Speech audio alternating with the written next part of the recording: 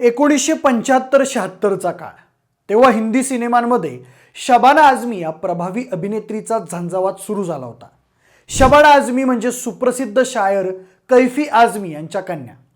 तिचा अभिनय इतका ताकदीचा होता की भले भले मिमी म्हणणारे पुरुष अभिनेते सुद्धा तिच्यासोबत काम करताना दबकून असायचे. शबाना स्क्रीनवर असली की बाकीच्या सगळ्यांना खाऊन टाकते असे मोठमोठे डिरेक्टर म्हणायचे. 1973 साली तिनं श्याम बेनेगल यांच्या अंकुर या चित्रपटातून आपल्या फिल्मी करिअरची सुरुवात केली होती आणि आपल्या पहिल्याच सिनेमात तिनं बेस्ट ॲक्ट्रेसचा राष्ट्रीय पुरस्कारही जिंकला होता. आता इथून पुढे बॉलिवूडमध्ये फक्त शबानाची चलती असेल अशी सगळ्यांची मनोमन खात्री झाली होती. पण नेमकं त्याच काळात श्याम बेनेगल यांच्या निशान सिनेमात स्मिता पाटील ही मराठमोळी अभिनेत्री झळकली आणि तिनं पहिल्याच दणक्यात शबाना आझमीच्या एकहाती साम्राज्याला सुरुंग लावला. शूट दरम्यान लोकेशनवर अंगभर साडीत वावरणारी सावळ्या रंगाची स्मिता, जिला मुंबईची पोरं म्हणायची, ही शेतात काम करणारी गावठी पोरगी सिनेमाची हिरोईन शक्य आहे का? पण मराठमोळ्या स्मितानं फक्त आणि फक्त अस्सल अभिनयाच्या जोरावर गोऱ्या कातड्याला महत्त्व देणाऱ्या अख्ख्या बॉलिवूडला तिची दखल घ्यायला भाग पाडलं. 10 वर्ष अक्षरशः सिनेसृष्टीवर राज्य केलं. पण नंतर 31व्या वर्षी एकदम अनपेक्षितपणे त्यांनी या जगाचा निरोप घेतला. त्यांच्यासोबत नेमकं काय झालं याची अद्याप कुणाला फार कल्पना नाही आहे. आजच्या व्हिडिओत आपण त्याच स्मिता पाटील यांच्याबद्दल काही खास गोष्टी जाणून घेणार आहे. नमस्कार, मी प्रथमेश आणि तुम्हाला तर माहिती आहे आपला विषयच भारी.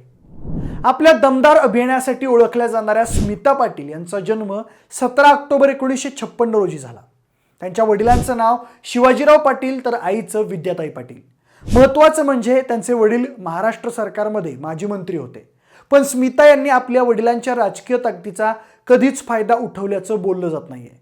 उलट त्या राजकारणापासून दूर राहत आपल्या आईसारखंच महिलांसाठी काम करणाऱ्या सामाजिक संस्थेत स्वतःला गुंतवून ठेवायच्या.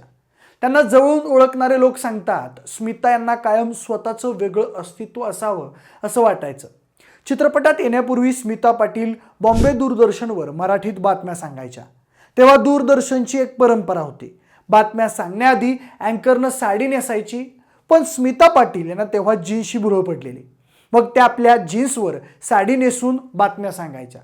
काही काळ थिएटर केल्यानंतर FTIने बनवलेल्या अरुण खोपकर दिग्दर्शित तीव्र मध्यम सिनेमापासून स्मिता यांचं फिल्मी करिअर सुरू झालं. पण त्यात त्यांचा रोल कुणाच्याही लक्षात न येण्यासारखा होता. पुढे त्यांनी 1974 साली जब्बार पटेल दिग्दर्शित सामना या मराठी सिनेमात कमलीचा छोटेखानी रोल केला. पण निळू फुले आणि श्रीराम लागू यांच्या जुगलबंदीमुळे सिनेमातल्या इतर कलाकारांना कुणी जास्त सिरियसली घेतलं नाही. दरम्यान 1975 साली श्याम बेनेगल त्यांच्या चरणदास चोर या बालचित्रपटासाठी नवीन चेहरा शोधतायत अशी खबर त्यांचे साऊंड रेकॉर्डिस्ट हितेंद्र घोष यांना समजली. मग त्यांनी तातडीनं बेनेगल यांना स्मिता पाटील हे नाव सुचवलं. तिच्या कुटुंबाची पार्श्वभूमी सांगितली. पुढे श्याम बेनेगल यांनी स्मिता पाटील यांची छोटी ऑडिशन घेतली आणि त्यांचं अभिनय कौशल्य, सामाजिक घडामोडींची जाण बघून बेनेगल प्रभावित झाले. त्यांनी क्षणाचाही विलंब न लावता स्मिता पाटील यांना हिरोईन म्हणून फायनल केलं. त्या सिनेमानं स्मिता पाटील यांना ओळख मिळवून दिली खरी, पण बेनेगल यांच्या मनात स्मिता यांच्यासाठी त्याहीपेक्षा मोठा रोल होता. पुढे बेनेगल यांनी 1975 साली आलेल्या त्यांच्या निशांत सिनेमामध्ये रुक्मिणीच्या रोलसाठी स्मिता यांना संधी दिली.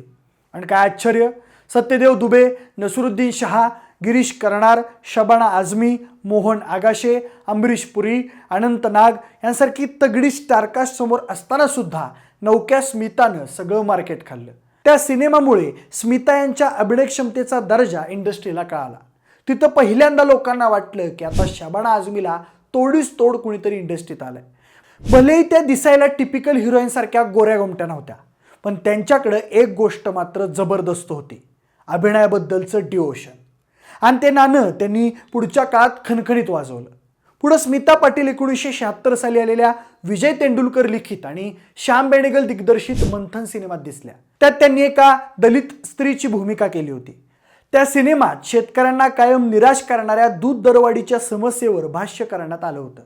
त्या सिनेमाची सर्वात इंटरेस्टिंग गोष्ट अशी की तेव्हा 5 लाख शेतकऱ्यांनी प्रत्येकी 2 रुपये अशी रक्कम गोळा करून सिनेमा प्रोड्यूस केला होता. मंथनमधल्या भूमिकेनं स्मिता पाटील यांना त्यांचा फिल्मफेअर मिळवून दिला.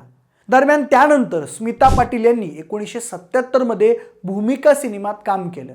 त्यामध्ये त्यांनी एका अभिनेत्रीच्या आयुष्यात किती गुंतागुंत असते, तिला कोणकोणत्या लोकांना तोंड द्यावं लागतं यावर भाष्य करणारी सशक्त भूमिका साकारली होती.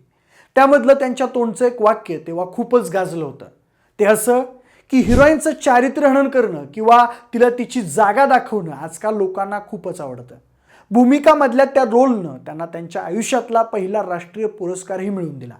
दरम्यान त्याच काळात स्मिता पाटील यांनी पुन्हा एकदा जब्बार पटेल दिग्दर्शित जैत रे जैत ह्या सिनेमात मोहन आगाशे, निळू फुले यांच्यासोबत काम केलं. तो सिनेमा सुपरहिट झाला. त्या सिनेमात हृदयनाथ मंगेशकरांनी म्युझिक दिलेली सदाबहार गाणीही खूप गाजली. त्यातल्या त्यात खास स्मिता पाटील यांच्यावर चित्रित झालेलं मी रात टाकली मी कात टाकली हे गाणं तर आज सुद्धा एव्हरग्रीन वाटतं. पुढं प्रसिद्ध मराठी साहित्यिक जयवंत दळवी यांच्या कार्यावर आधारित चक्र सिनेमातील आम्मा या भूमिकेसाठी स्मिता यांना पुन्हा एकदा राष्ट्रीय पुरस्कारानं गौरवण्यात आलं. बाजारमध्ये स्मिता पाटील यांनी केलेली एका मुस्लिम मुलीची भूमिकाही विशेष गाजली. पुढे त्यांनी आक्रोश, गिधाड, मिर्च मसाला यांसारखे एकापेक्षा एक सुपरहिट सिनेमे दिले. सगळ्यात जास्त त्यांची गट्टी जमली ते श्याम बेनेगल आणि जब्बार पटेल या दिग्दर्शकांसोबत. त्यांनीच स्मिता पाटील यांचं खरं पोटेन्शियल ओळखलं होतं. सुरेश भट्टांनी लिहिलेली सुन्या सुन्या मैफिलीत माझ्या ही गझल जब्बार पटेल यांनी त्यांच्या उंबरठा सिनेमात स्मिता यांच्यावर चित्रित केली. त्या गाण्यात लता मंगेशकर यांचा आवाज आणि हृदयनाथ मंगेशकरांचं संगीत आणि स्मिता पाटील यांच्या बहारदार अभिनयाचा मिडास टच मिळाला आणि ते गाणं एका वेगळ्या उंचीवर गेलं. श्याम बेनेगल त्यांच्याबद्दल सांगतात, तिची कॅमेऱ्यासमोरची व्यक्तिरेखा, तिच्या भूमिका याच तिच्या खऱ्या आयुष्यातही ओळख बनल्या होत्या. ती इतकं खरं काम करायची. मला आठवतंय जेव्हा आम्ही राजकोटच्या बाहेर कुठेतरी मंथन चित्रपटाचं शूटिंग करत होतो तेव्हा शूटिंग दरम्यान स्मिता साडी नेसून गावातल्या महिलांसोबत बसली होती. तेवढ्यात तिथं काही महाविद्यालयीन मुलं शूटिंग बघायला आली आणि त्यांनी विचारलं चित्रपटाची हिरोईन कुठं आहे. तेव्हा कोणीतरी स्मिताकडे बोट दाखवलं. तेव्हा ती पोरं म्हणाली, तुम्ही चेष्टा करताय का? ही गावठी मुलगी मुंबईतल्या चित्रपटाची नायिका कशी होऊ शकते? पण सहजता हाच स्मिताचा प्लस पॉईंट होता. बाय द वे, स्मिताचं नाव स्मिता पडण्यामागं पण एक खास कारण होतं. ती जन्मल्यानंतर तिच्या चेहऱ्यावरचं हास्य पाहून तिच्या आईनं तिचं नाव स्मिता ठेवलं होतं. पुढं जाऊन तिचं ते हास्यच नंतर तिच्या व्यक्तिमत्वाचा सर्वात आकर्षक पैलू बनला. बेनेगल यांच्यानंतर स्मिता पाटील यांचं चरित्र लिहिणाऱ्या मैथिली राव सांगतात, तिच्या वैयक्तिक आयुष्यात ती खूप साधी होती. ती म्हणायची, मला मोठा स्टार बनण्याची इच्छा नाहीये. ती अभिनयाबद्दल गंभीर असली तरी खऱ्या आयुष्यात ती खूप खोडकर होती. ती खूप मस्ती करायची. तिला ड्रायव्हिंगची खूप आवड होती. म्हणूनच तिनं वयाच्या 14-15व्या वर्षी गुपचूप ड्रायव्हिंग शिकून घेतलं होतं. दरम्यान एक वेळची गोष्ट आहे, स्मिता यांची मैत्रीण सई परांजपे यांनी त्यांच्या आगामी स्पर्श सिनेमाची स्क्रिप्ट एकदा स्मिताला वाचायला दिली. स्मिता यांनी त्यातला मुख्य रोल आपलाच आहे असं समजून खूप गांभीर्यानं स्क्रिप्ट वाचली. पण नंतर 1980 साली सिनेमा आल्यावर कळलं की सईनं स्मिताच्या जागी शबाना आझमी यांना घेऊन सिनेमा केला होता आणि शबाना यांना तो रोल मिळण्याचं एकमेव कारण होतं आणि ते म्हणजे तोपर्यंत त्यांची व्यावसायिक सिनेमांसाठी मागणी वाढली होती. तेव्हा रागावलेल्या स्मिता यांनी आर्ट सिनेमांकडून थेट व्यावसायिक सिनेमाकडे आपला मोर्चा वळवला. त्यांनी लागोपाठ 2 व्यावसायिक सिनेमे साईन केले, ज्यामध्ये खुद्द महानायक अमिताभ बच्चन यांच्यासोबत केलेला नमक हलाल याचा सुद्धा समावेश आहे. त्यातलं स्मिता आणि अमिताभ यांच्यावर चित्रित झालेलं आज रपट जाये तो हमे ना उठैयो हे पावसातलं गाणं आजही लोकांच्या मनात घर करून आहे. तशी त्यांच्या सिनेमांची यादी खूप मोठी आहे, पण त्यातल्या त्यात आक्रोश, द नक्षलाईट, सद्गती, अर्थ, शक्ती, उंबरठा, मंडी, घुंगरू, अर्धसत्य, कयामत, हादसा या सिनेमांतल्या त्यांच्या भूमिका खूपच गाजल्या. दरम्यान पुढच्या काळात प्रसिद्ध सिने अभिनेते राज बब्बर यांच्यासोबत त्या रिलेशनमध्ये आल्या. पण राज बब्बर आधीच विवाहित असल्यामुळं त्यांच्यातल्या नात्याला भयंकर टीका सहन करावी लागली. स्मिता यांनी राज आणि त्यांची पहिली बायको नादिरा यांचा संसार मोडला इथपर्यंत टीका झाली. त्याबद्दल त्यांच्या चरित्रकार मैथिली राव सांगतात, स्मिता पाटील यांच्या आईंना स्मिता आणि राज बब्बरचं नातं पसंत नव्हतं. त्या म्हणायच्या, महिलांच्या हक्कासाठी लढणारी स्मिता दुसऱ्याचं घर कसं काय फोडू शकते? पण स्मिता पाटील यांनी राज बब्बर सोबतच्या नात्याबाबत आपल्या आईचं सुद्धा काहीच ऐकलं नाही. दरम्यान स्मिता आणि राज बब्बर यांनी खरंच लग्न केलं होतं का ते फक्त लिव्ह इन रिलेशनशिपमध्ये राहत होते याबद्दल ठोस माहिती उपलब्ध नाहीये. पण राज यांच्यापासून स्मिता यांना प्रतीक बब्बर नावाचा मुलगा आहे. जो आता वेगवेगळ्या भूमिका करून बॉलिवूडमध्ये सेटल होण्याचा प्रयत्न करतोय. त्यानं मागच्या वर्षी रिलीज झालेल्या इंडियाज लॉकडाऊन सिनेमात उत्कृष्ट काम केलंय. त्याआधी तो एक दिवाना था आणि बागी 2 मध्ये दिसला होता. असं म्हणतात की शेवटच्या दिवसात स्मिता यांना व्हायरल इन्फेक्शनमुळे मेंदूचा भयानक आजार झाला होता.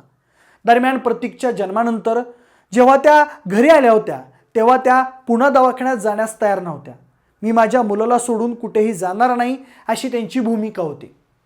आजार खूप वाढल्यानंतर त्यांना जसलोक रुग्णालयात दाखल करण्यात आलं. पण उपचारांना उशीर झाल्यामुळे स्मिता यांचे अवयव एकामागोमाग एक निकामी होत गेले होते. ॲडमिट केल्यानंतर काही दिवसातच म्हणजे 13 डिसेंबर 1986 रोजी स्मिता पाटील कायमच्या जग सोडून गेल्या. त्यांच्या जाण्यानंतर त्यांच्यावर प्रेम करणाऱ्या लोकांची आणि त्यांच्यासोबत काम करणाऱ्या लोकांची एकच भावना होती. स्मिता पाटील यांच्या जाण्यानं भारतीय सिनेमाचं कधीही न भरून निघणारं नुकसान झालंय. मैथिली राव सांगतात की शेवटच्या दिवसात स्मिता आणि राज यांच्या नात्यात दुरावा निर्माण झाला होता. त्यामुळे स्मिताला खूप एकटं वाटायचं. राज बब्बर रुग्णालयात तिला पाहायला येईपर्यंत तिनं राजसोबत ब्रेकअप करण्याचाही निर्णय घेतला होता.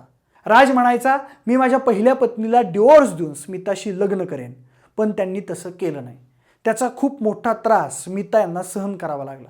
दरम्यान मृत्यूच्या काही महिने आधी स्मिता पाटील यांनी त्यांचे मेकअप मॅन दीपक सावंत यांच्याकडे एक इच्छा व्यक्त केली होती की मी मेल्यावर मला नवरीसारखं सजवा. तेव्हा दीपक सावंत यांनी तो विषय गंमत म्हणून टाळला होता. पण नंतर खरोखर त्यांना स्मिता यांच्या निधनानंतर त्यांचा नवरीसारखा मेकअप करावा लागला होता. स्मिता पाटील यांचं सगळ्यात जास्त वाजलं ते म्हणजे शबाना आझमी यांच्याशी. कारण त्या काळात दोघीसुद्धा टॉपच्या आणि ताकदीच्या हिरोईन म्हणून नावारूपाला आल्या होत्या. दोघींची सुरुवात श्याम बेनेगल यांच्या सिनेमानं झाली होती आणि बऱ्यापैकी दोघींचं फॅमिली बॅकग्राऊंडही सेम होतं, सामाजिक कार्यात ॲक्टिव्ह असणारं. स्मिता यांच्या निधनानंतर शबाना आझमी यांनी त्यांचं मन मोकळं केलं होतं. त्या म्हणाल्या, स्मिता आणि माझी पार्श्वभूमी बघता खरं तर आम्ही दोघी या जगातल्या सर्वात बेस्ट मैत्रिणी असायला होतं, पण आम्ही कायम एकमेकींचा तिरस्कार करत राहिलो. खरं तर आमच्यात वितुष्ट यायचं कारण होतं महेश भट. अर्थ सिनेमावेळी आम्ही दोघी एकत्र काम करत होतो, पण महेश यांनी स्मिताचं फुटेज कमी करण्यासाठी तिचे अनेक सीन्स कापले. त्यावेळी तिचा असा गैरसमज झाला की माझ्या सांगण्यावरूनच तिचं फुटेज कमी करण्यात आलं. त्यानंतर मग आमच्यात कायमच वितुष्ट आलं आणि चढाओढीची स्पर्धा सुरू झाली. ती मला कायम माझी सर्वात मोठी कॉम्पिटिटर वाटत राहिली. पण इतकं असूनही तिनं कधी तिचा नम्र स्वभाव सोडला नाही. एकदा तिनं सेटवर माझ्या आईसाठी स्वतःची चांगली सुविधायुक्त रूम मोकळी केली आणि ती दुसऱ्या हॉटेलात झोपायला गेली. स्मिता जिंदादिल व्यक्ती होती. असो, स्मिता पाटील यांनी एकूण 80 पेक्षा अधिक सिनेमात काम केलं. त्या दरम्यान त्यांना 2 राष्ट्रीय पुरस्कार, 3 फिल्मफेअर पुरस्कार आणि 1985 मध्ये भारतातील 4था सर्वोच्च नागरी सन्मान पद्मश्री पुरस्कार देखील मिळाला. एवढंच काय, 2013 मध्ये महाराष्ट्र टपाल विभागानं स्मिता पाटील यांच्या कार्याची दखल घेऊन पोस्टाची तिकिटी काढली होती. तर एकूण असा होता प्रतिभावान स्मिता पाटील यांच्या सिनेप्रवासाचा संपूर्ण बायोडेटा. तुम्हाला त्यांचा कोणता सिनेमा किंवा गाणं आवडतं ते आम्हाला कमेंट करून नक्की सांगा. जर हा व्हिडिओ आवडला असेल तर व्हिडिओला लाईक आणि शेअर करा. सोबतच आपले विशेष भारी या यूट्यूब चॅनलला देखील सबस्क्राईब करा. आणि जर हा व्हिडिओ तुम्ही फेसबुकवर पाहत असाल तर तिथंही आम्हाला फॉलो करायला अजिबात विसरू नका. धन्यवाद.